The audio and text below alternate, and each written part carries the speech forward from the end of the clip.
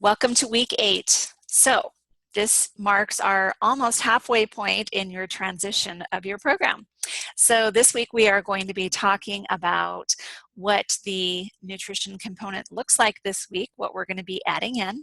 We're going to talk a little bit about exercise this week, what it should look like, and then our success strategy is eliminating limiting beliefs, which is a big deal. So that will be really helpful for you.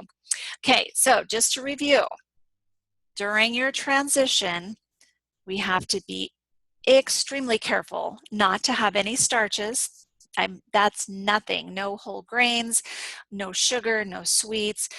This is the point where our metabolism is resetting. Our body is adjusting to the new set point, and it is absolutely critical if you want to make all of your hard work stick, that you do this properly. So do not cheat here. You are doing yourself a serious disservice. It's only for another week and a half, 2 weeks. So stay really tight on this. I promise you will see massive long-term results if you just stick through this. We're getting close. So do not eat until you're full. And I know coming off of the low-calorie plan, this probably seems like a ton of food. So chances are you're not able to eat it all anyway, but really just pay attention to your body. And the last part of this is I want you to continue to weigh yourself daily. It's very, very important that we are monitoring to make sure that you are not going above that 2 pounds from where we were at the end of our low calorie phase. So you will implement a steak day if that's the case. So basically what that looks like, and I know this is review, but if your scale goes above 2 pounds, you skip breakfast that day and you skip lunch, you're drinking lots of water, and for dinner you're going to eat a large 6-ounce steak. It needs to be a lean cut, and the only other thing that you are going to have is an apple or a raw tomato with that. So that is just going to kind of shock your body a little bit, trigger it to just get it back in line, and the next day after that you should be right back on track. But I really want you guys to stay tight on your plan so that you don't have to go here, okay? So 3 meals a day. This is really where I want you to focus. 3 meals are going to look like this. For women, it's going to be 4 ounces of protein. For men, it will be 6 ounces of protein. For women, it will be 2 cups of carbs per meal, primarily vegetables, and 1 tablespoon of fat. So if you need to add a snack in between your meals, it should be 1 ounce of protein and 1 cup of carbs and some fat. So your body is going to work optimally if you just do 3 meals a day. So if you're not incorporating the snacks in, I want you to bump up your protein amounts and bump up your amounts of vegetables and fat. Just kind of take all of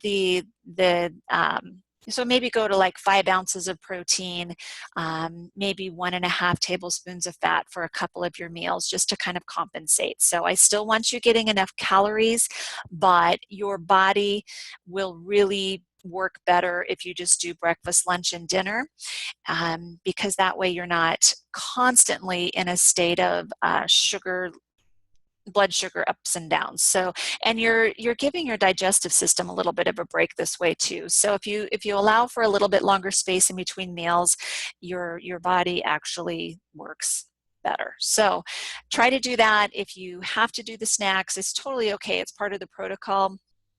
Just make sure you're not getting more than a couple servings of fruit because of the sugars in there. So this is just a review of your glycemic index. When you're doing fruit, berries are going to be your very best choice. They're really high in antioxidants, very low in sugars. Apples, Granny Smith apples, are one of the very best because they're very low in sugars. Citrus fruits are great. Pears, plums, apricots, those are all totally fine. And then for your vegetables, anything leafy green, pretty much unlimited. Just make sure that things like beets, carrots, corn, sweet peas, those are a little bit more in moderation at this point because of the fact that they are higher in sugar. So again, I hate to beat this into the ground, but you should be by now drinking close to 80 ounces or more a day.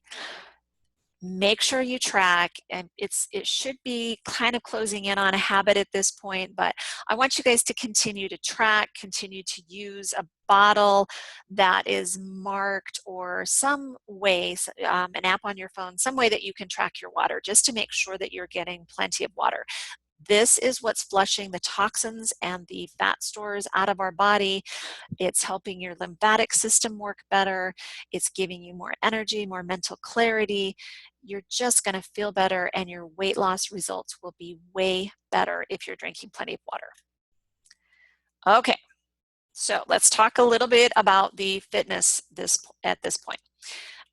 Whoops. Okay, so we are going to continue with our high intensity interval training, our burst training. And what I want you guys to do is shoot for 10 to 20 minutes with the burst training if you choose to do that route. That should take you through, let's see, maybe about 5 exercises, just roughly, and then just repeat them until your 10 to 20 minutes is up, depending on what kind of condition you're in or how much time you have. Okay, so that's kind of breaks down what it looks like. I know we did this last week, so this is just review, but basically you're going to go 30 to 45 seconds all out. So this is going to be at your max heart rate. Your heart rate is going to be elevated to the point where it's hard for you to have a conversation. Now, you want to be careful about this if you know you have a heart issue or some kind of health issue that is going to make this dangerous for you, and or if you haven't exercised at all. You should probably be wearing a heart rate monitor or have some way to track this, or get clearance from your doctor even. But for most of us that are in pretty good physical or healthy condition, this should be totally fine for you. So you know your body, just pay attention and don't push yourself too far, but you definitely want to push yourself. So make sure that you're going 30 to 45 seconds until your heart rate gets elevated, and then drop it way back for 45 to 60 seconds. And for some of you that are a little bit more deconditioned, it might take you a couple of minutes for your heart rate to come fully down and for you to catch your breath. So you just set this up how you want it. You can actually use an app on your phone to do this, or for instance, when I'm on the treadmill, I will go, like I'll run, or you could speed walk, but I'll run full out for 45 seconds as hard and fast as I can go.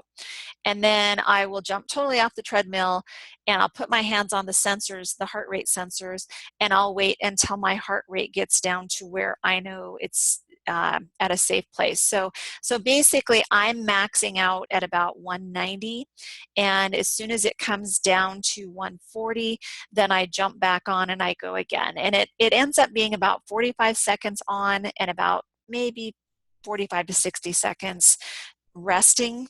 The goal is to get your heart rate elevated and then drop it way down, and then elevate and then drop it way down. That is where you're going to get your best bang for your buck, shortest amount of time, maximum effort, maximum burn afterwards. If you choose to do the little bit more structured program going off of this sheet, this week we are going to go, our goal will be to go through twice. So it should take you about 15 minutes. So go ahead and follow the instructions. You're going to do as many of these as you can. You may not make it through all of them, but try to do a little bit better each time. So for instance, you're going to do 20, we're probably not going to do the pop squats unless you're a little bit better conditioned, but maybe 20 squats. And then you're going to do 10 bridges. And then you're going to do 30 walking lunges, 50 jumping jacks. You're going to go through this entire sheet, and then you're going to rest for a minute. So that is optimal.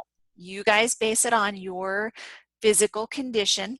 If you can only do half of the reps, do half of the reps. If you need to rest in between, that's totally fine too. So you just take it at your own pace, but I want you to push yourself a little bit. So try to get through this 2 times minimum. Should take you about 15-20 minutes, and I'd like for you to do this 3 days this week.